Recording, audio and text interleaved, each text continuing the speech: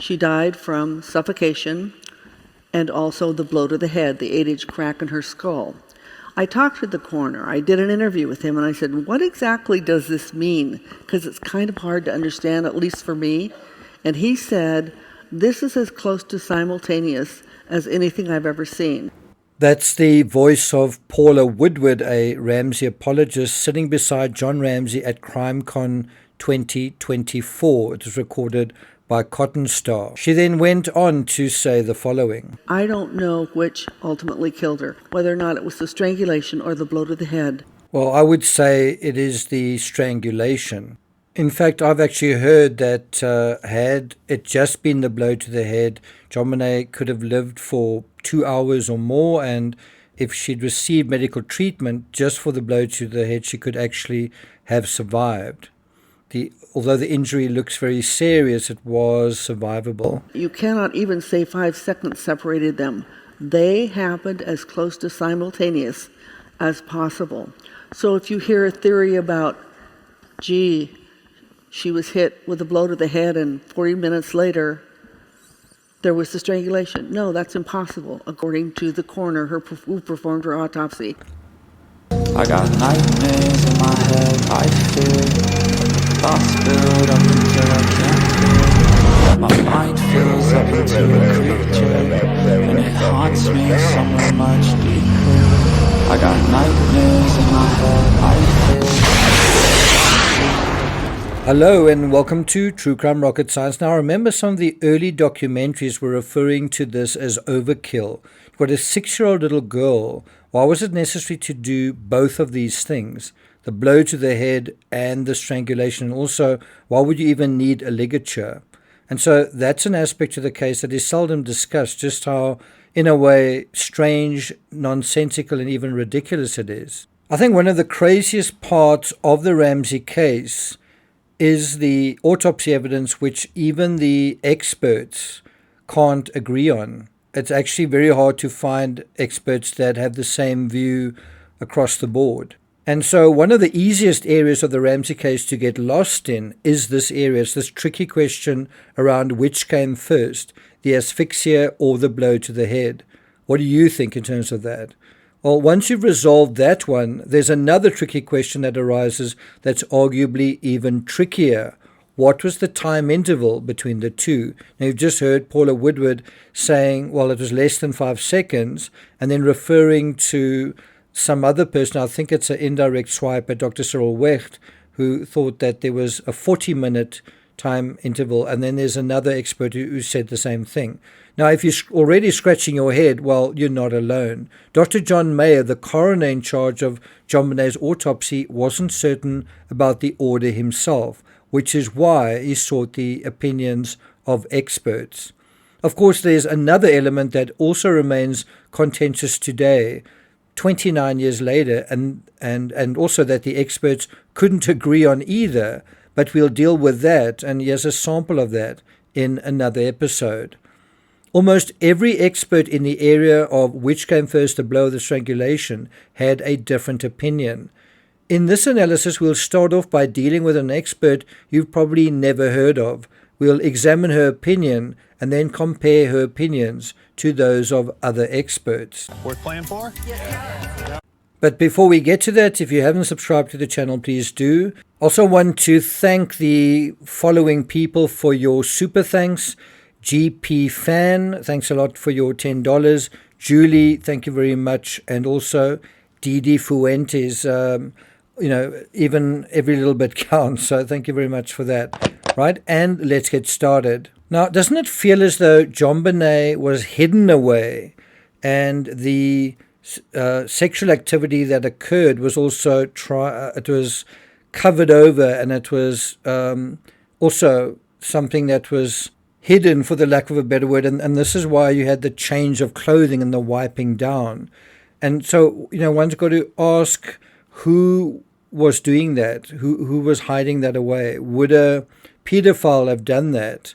And if so, how come the pedophile felt so comfortable inside the Ramsey home that he was even able to source this underwear to replace what she was originally wearing? In any event, let me now introduce you to a peripheral figure you've probably never heard of, Dr. Lucy Rorke, this lady. She's got quite an incredible story. According to Rochester.edu, as a young girl, Lucy Rorke Adams, MD, a child of Armenian immigrants, thought that someday she'd become an opera singer. But a missed audition, perhaps fortuitously, with a Metropolitan Opera singer as a teenager set her on a different course, leading her instead to an illustrious 58-year medical career as a pediatric neuropathologist. Any idea yet how she's connected to the John Benet Ramsey case? Well, let me tell you right off the bat that Dr. Rorke's contribution to the Ramsey case was huge and in a critical area. You've just heard Paula Woodward touching on it. But in order to appreciate how that even happened, we are going to take quite a long detour into her backstory. So turn on your thinking caps and prep your concentration levels. You're going to need to really pay attention to this story, but I assure you it is worthwhile. Now, if there were any questions about the caliber of cops investigating a murder in Boulder, well, there shouldn't be any question that Rorke was one of the top experts in her field in America. Have a look at this. According to Rochester.edu, Dr. Rorke's career highlights include becoming the first woman president of the medical staff at the Philadelphia General Hospital and later at the Children's Hospital of Philadelphia, where she spent most of her career. She was also chair of the Department of Pathology at both institutions and acting CEO of Children's for 18 months.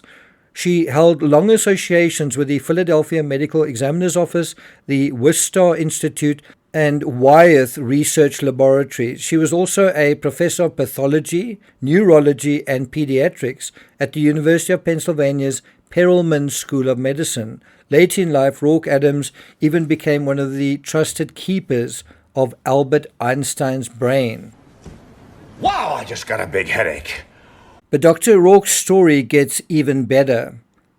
And this is really going into her backstory. According to Rochester.edu, she grew up in St. Paul, Minnesota. She said, "My parents were immigrants. My mother was a survivor of the Turkish massacre of the Armenians during the First World War. My father had emigrated to the U.S. in 1913 as he had been warned of the impending massacre. As a child, I often heard the story of how, when the Turks came to my parents' home, they shot and killed my grandfather and disposed of his body by casting it into the Black Sea. My grandmother, my mother, and her 4 siblings were separated from each other. The Turkish plan was to deport them to a desert a long distance away. Those who did not die en route would perish in the desert. Before leaving home the following day, my mother decided to take with her scissors, a tape measure, and a thimble. Once again, quite a fortuitous decision there. She wasn't sure why. Something compelled her to do so. While the group of deportees were resting in a marketplace in the last town before the desert, her mother noticed 2 Turkish women moving among the group. They were asking whether anyone knew how to sew. The daughter of one lady was getting married and needed a trousseau. When my mother told them she was a seamstress and knew the art of French dressmaking, they demanded proof. Well, the scissors, tape measure, and thimble proved it, and thus saved her life. If I may interject here, one can't help wondering whether similar odd items saved someone's life in the Ramsey case. I mean, in a scenario where someone found themselves in a situation and thought fast. Because think about what is present in the Ramsey case: duct tape, a pair of oversized bloomers, the War and Peace of ransom notes, and a little girl wrapped in her favorite blanket. How much of these artifacts have the psychology of a male in them? And think about Dr. Rorke's words. My mother decided to do something. She wasn't sure why. Something compelled her to do so. Well, maybe in the Ramsey case, that something had something to do with the ransom note. But one has to wonder, without that ransom note, would the intruder theory have any legs? I mean, what would have happened to the Ramseys if their daughter was found in the house dead? Sans note. Anyway, back to Rochester.edu. Following the war, my mother settled in Constantinople, that's Istanbul in Turkey, and while there found 2 of her 3 sisters and her brother. In the meantime, my father, who was living in Minneapolis, wanted to establish a family. He wrote to a friend in Constantinople to see whether she might know a suitable bride, basically using a kind of correspondence Tinder. My mother was asked whether she would be interested in going to America. She agreed to correspond with my father. They exchanged photographs and he proposed. She accepted the proposal with the proviso that her 2 sisters and brother must accompany her. They arrived at Ellis Island in March 1921, were married the following week, well, it's pretty quick, and had a wonderful marriage for 54 years. I was the youngest of their 5 daughters. Our household was filled with love, books, and music. Why am I telling you this story? Well, I'm telling you the story simply to show you just how unlikely it was that Rorke would be handling this case in the first place. Because had her mother died in a Turkish desert, her daughter wouldn't even have existed, not in America or anywhere else, and the whole world would have been poorer for it. In terms of this case, Dr. Lucy Rorke testified before the Boulder grand jury. Did you know that? On John Bonet's injuries specifically, and I can't think of a more qualified person to do so. Back to rochester.edu. Starting at about age 4, I loved to collect earthworms, especially after a good rain. I'd take them apart to see what I could find. I think that was the beginning of my career as a pathologist. Then when I was a teenager, right around the time of that cancelled audition, I read The Magnificent Obsession by Lord Douglas. So it was a book that she read that changed the course of her life, just as a book I read, The Rainmaker by John Grisham, changed the course of my life. And so The Magnificent Obsession is the story of a feckless playboy who inadvertently causes the death of a famous neurosurgeon, and then he tries to make amends by studying medicine. And this is what inspired her, this man's drive to right his wrongs and to become a neurosurgeon. And think about this and the context of her trying to right the wrongs in the Ramsey case. Well, did she? Well, that's the question. How did Rorke's inspiration to right the wrongs impact the Ramsey case exactly? Well, according to the pediatric neuropathologist Lucy Rorke, she examined John Bonet's brain at the request of John Mayer and testified to his findings that John Bonnet sustained a blow to the head and lived 45 minutes to 2 hours before she died of asphyxiation. Now, you've just heard at the beginning of this episode Paula Woodward saying, if you hear anyone saying that, that's nonsense. Now, in other words, Dr. Rorke felt that the head blow came first and the asphyxia followed a long time later. Now, what I'm about to say is probably going to surprise you. Ooh, yeah. I'm going to have to go ahead and sort of disagree with you there.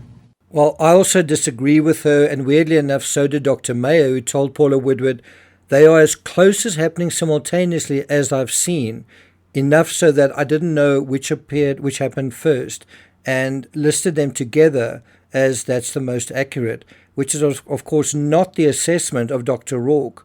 So I agree that the head blow occurred very close in time, seconds, before, during, or even after the asphyxia.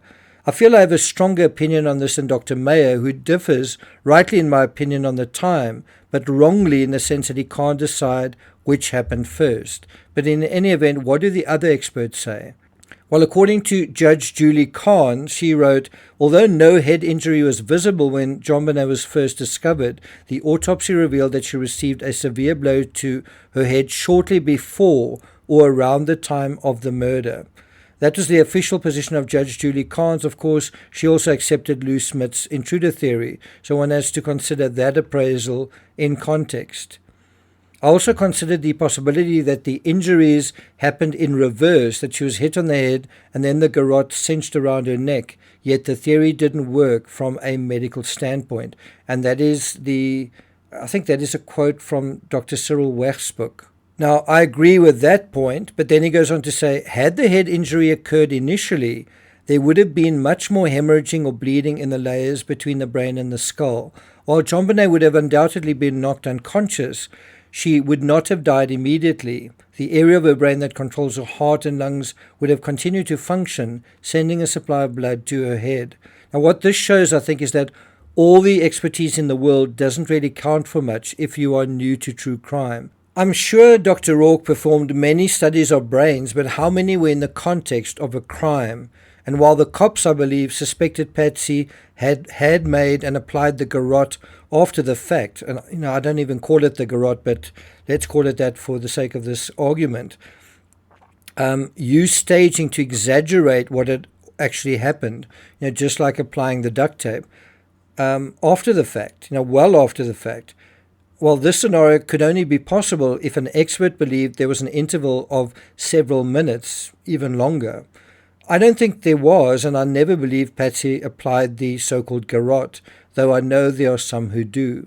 My beliefs around the order are also highly circumstantial, less tied to medical data and more tied to the events of the night in question. The fact that the neighbor heard a child scream that was cut off suggests to me that what cut off the scream was the blow, and the blow occurred because someone panicked when JonBenet cried out and tried to silence her as soon as possible. This scenario also suggests that the intent was never to kill her. The fingernail marks on JonBenet's neck suggest the ligature tightened first gradually, long enough for her to turn from lying on her back to a crawling position, and it was while clawing at the ligature and perhaps screaming that she was struck from above. That's also the only way the blow could have hit her head where it did, because it would not have been possible if she was lying down. Now, although Dr. Rorke's expertise is not really all that relevant here, it does show you that even those who are very, very qualified can come to this case and get it completely wrong. And so we've got to be humble and careful in our assessments lest we make the same mistake. Anyway, I'm not going to take it further than that. Look out for the next analysis in the Twisted Tales series on Amanda Knox. Thank you for listening, and I'll see you guys next time.